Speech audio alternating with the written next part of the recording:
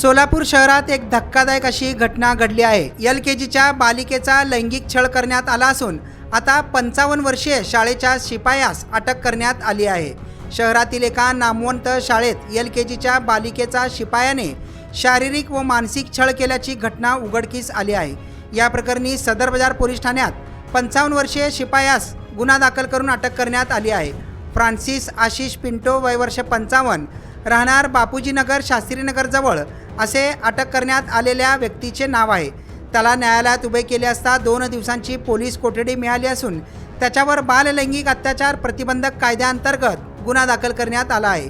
पीडित बालिकेच्या पालकांनी याबाबत फिर्याद दिली असून पीडित बालिका शहरातील एका नामवंत शाळेत शिकण्यास आहे।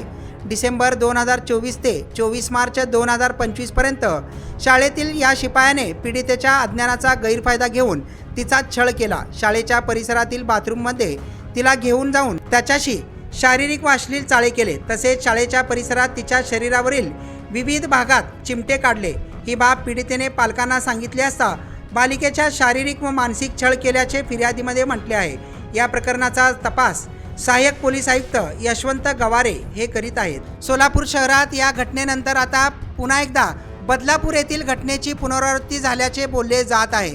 सोलापूर शहरात विद्यार्थी सुरक्षित आहेत की नाहीत असा संतप्त प्रश्न आता पालकांमधून उपस्थित केला जात आहे। CCTV बसवण्याचे आदेश शाळा विभागाने दिलेले असतानाही अनेक शाळेत अद्यापही CCTV बसवले गेलेले नाहीत। ही मात्र मोठी शोकांतिका मानली जात आहे।